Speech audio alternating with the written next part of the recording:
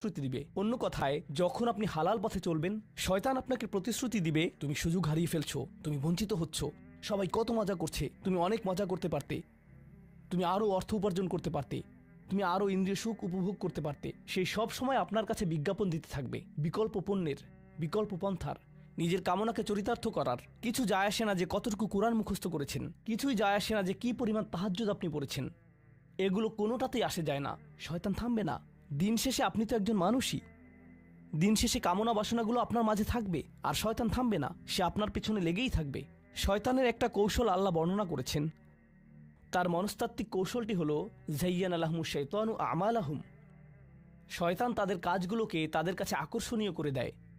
শয়তান আপনার কাছে আসবে, আপনাকে প্রলুব্ধ করবে। তখন আপনি বলবেন, হ্যাঁ এটা খারাপ, কিন্তু আমি তো অনেক ভালো কাজও করি।